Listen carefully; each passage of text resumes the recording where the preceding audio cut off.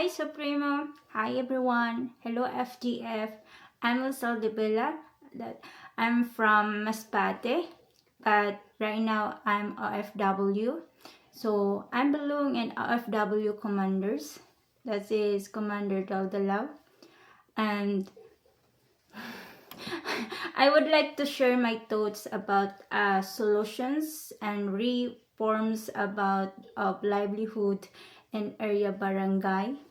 And about objectives of FGF, I would like to share my resolutions to how to protect to mamayang Pilipino, lalo na po sa sa area barangay. Although FGF ay mayroon pong chain of command protocols. So gusto ko lang po susugan about dun sa sa mga solutions tulad ng sa area or barangay area command. Ang uunahin ko po about sa solutions na naisip ko tulad ng sa barangay kasi madalas po yung mga crime lalo na po nasa sulok ng mga barangay area na wala pong nagbabantay or wala po talagang 24 hours duty na mga police or tanod. Yun po yung gusto ko sanang magkaroon po ng solutions to awareness and safetyness ng mamayang Pilipino or area barangay. Nagkaroon po ako ng idea tulad po ng una, livelihood training program. At pangalawa is yung voluntary bantay kaligtasan. Ang uunahin ko po dun sa livelihood training programs.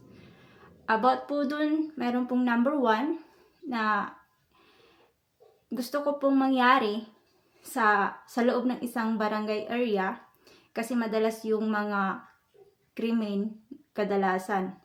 So, hindi po sa malalaking city, maliban po. So, mayroon naman pong chain of command ng higher to lower, papunta po sa barangay area. So, una, gusto ko pong susugan yung sa barangay area. Ang nais ko po, yung voluntary program training, ay yung mga kabataan is magkaroon ng awareness at safetyness idea or training. Yun po yung gusto kong magkaroon ng solutions. Yun po yung structure is voluntary program training at yung bantay kaligtasan. So unahin ko po about po dito sa sa training. Nais ko po sana na magkaroon ng solutions or awareness sa mga kabataan tulad ng mga 15 or 18 to below. Tulad ng mga elementary, so kung yung mga elementary age to 12 to 16. Kung sila po ay maging awareness sa kaligtasan nila, is maaari po tayong magbigay ng voluntary training tulad ng self-defense or strategy to how to defend or sa mga sakuna or yun nga po preparedness to like a war or sa mga pangyayaring hindi natin masasabi. So, nais ko po pong magkaroon ng program na ganyan, even under of age to lower or 10 is magkaroon na po ng self-defense training yung mga kabataan sa bawat barangay. Kaya po gusto ko po yung masusugan yung barangay command area na magkaroon ng solutions.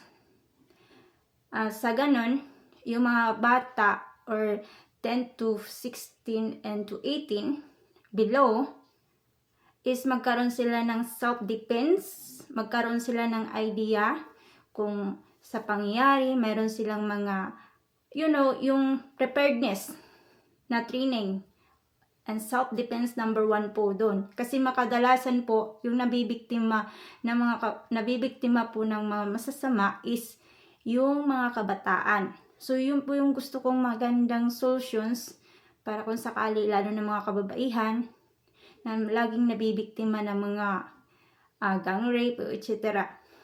Ang pangalawa po is yung mapoporsige po yung training bawat barangay. Mapopors po yung training to self-defense at paano protektahan. Ito na po yung mga FGF natin na members na mga magulang or hindi pa man magulang, 18 to above. 18 to, I think, 18 to below. Tama po ba? 18 to, yun yung mga magulang na FGF is magkaroon po sila ng first training to how to protect their family. Di po ba? Yan po yung hangarin natin. So, gusto ko po yung susugan yan, pero nasa command na po yan. At pangalawa po, yung pong sabi ko, bantay kaligtasan. Yung pong mga FGF na mga voluntary na nakapag-training na, tulad ng yung pinaka-training talaga ng FGF na like, Reserve Filipino Guerrilla Forces, is magkaroon po tayo ng voluntary na activities tulad ng pagbabantay. Kasi kung babasihan nyo po, tulad ng tanod sa mga barangay po, kadalasan po sa mga sulok na barangay, lahat po ng tanod ay hindi po nagjo-duty ng 24 hours. At kadalasan po, mayroon pong nangyayaring krimen, hold up, at maliban dyan, yung mga kabataan is isa din sa mga nabibiktima. Kaya po naisip ko, maliban na yung barangay is merong tanod.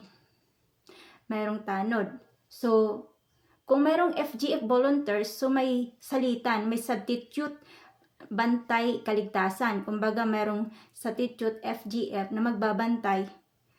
Halimbawa, yung exchange of duty. Ay, ganun po yung nais ko po sanang idea to solutions na paano mabantay yung kaligtasan ng mamamayang na nasasakupan ng isang barangay. Tapos, sa halip kasi na merong yung training na conduct, sa halip po na mabaliwala, at least sa gayon napapractice po yon. Parang gumagana yung activities, yung conduct ng training is nagagamit po nila or sa temporary kahit wala pa po tayong war. Sa ganun po is nagtulungan po natin yung livelihood na safetyness, and tsaka yung magiging awareness din ng mga tao na feeling safe sila kasi mayroong mga voluntary FGF na nagbabantay sa seguridad ng bawat barangay. At pangatlo po dun sa nais ko pong Structural Solutions Program po is yung magkaroon po tayo ng anti-corruptions bawat barangay.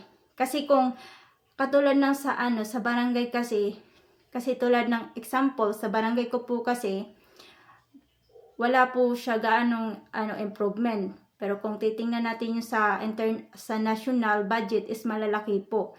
So, hindi ko po alam yung mga corruptions is nakakarating din sa barangay or binubulsalan din po. Kaya mas naisip ko, bawat barangay is meron tayong anti-corruptions team group na i-build doon para sila mismo is matitingnan nila yung corruption sa lower below. At sa ganun is yung mga